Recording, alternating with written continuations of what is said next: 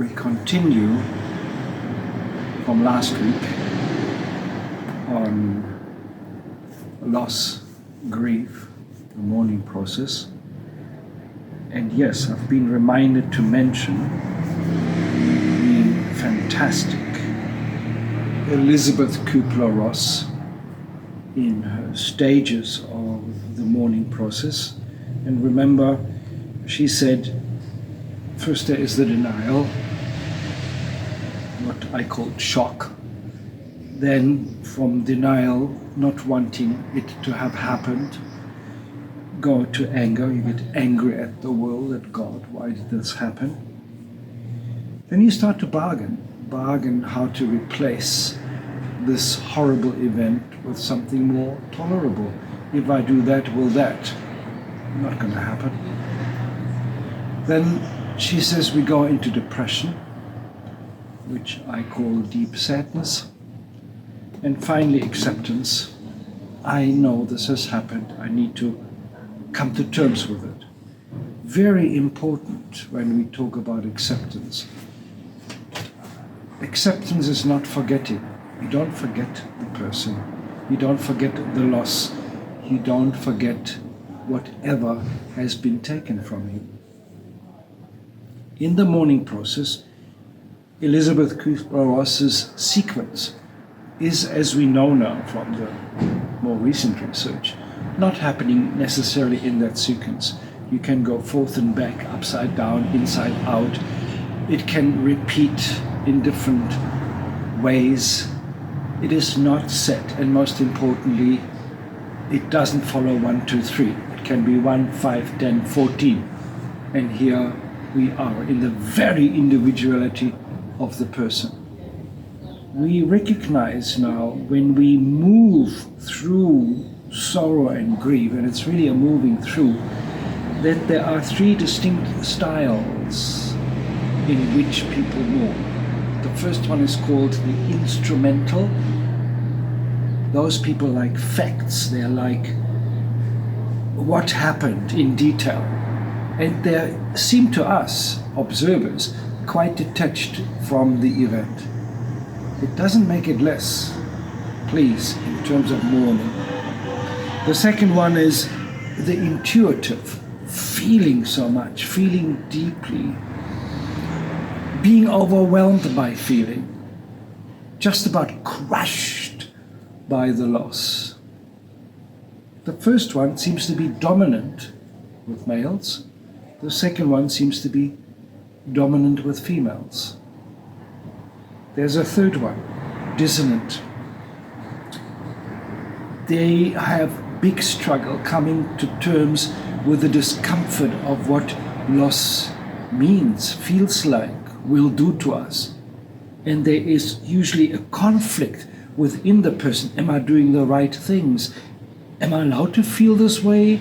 Am I doing the right rituals? Am I doing it the way it is supposed to happen? And with the dissonant style of mourning, a lot of guilt comes up. None of them is better than the other. None of them is more right than the other. These are particular styles of going through it. And we, as the ones asked to assist, help, have to recognize it and plug into which style you do, and not ask questions about why aren't you doing that? No.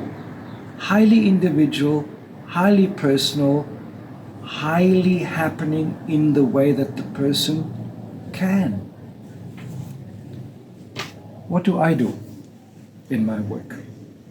There are three main things when somebody has suffered loss. And remember, it can be a partner, it can be a child, it can be people moving away and never coming back. It can be losing a friendship, it can be losing a pet. Loss. I offer safe space.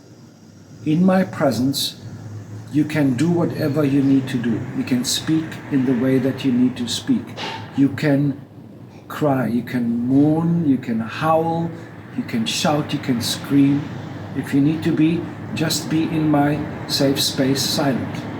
That is perfectly all right. The second thing is, I offer consistent support. I hope it's not a one-time off meeting. I'm going to be there when you need me. I'm going to come back when it surfaces again. I will be there as you require it to go through it. And the third one, I encourage within the process coming back to being. That means coming back to the normal, sometimes mundane rituals of life. Cleaning, eating, cooking, dressing, walking, eventually going back to work.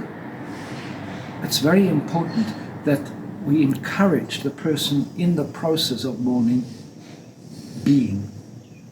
The worst thing, of course, is long-term debilitating isolation and withdrawal. That is a clear shout for help from people that are skilled.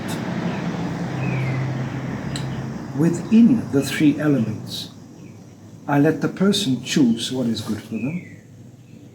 I connect the person to things that are still meaningful, and I encourage them to keep on communicating how this incredible loss feels. People have asked me, have you lost? Plenty. From earliest life onwards, I've lost due to brain cancer. I've lost due to car accident. I've lost due to crime and violence, murder. I've lost so many incredible, wonderful, beautiful human beings. And that is most probably why I can talk about it. Once you've felt it yourself, once it's been in your face, once it's been going through you, you can offer help because of the experience to others. Thank you.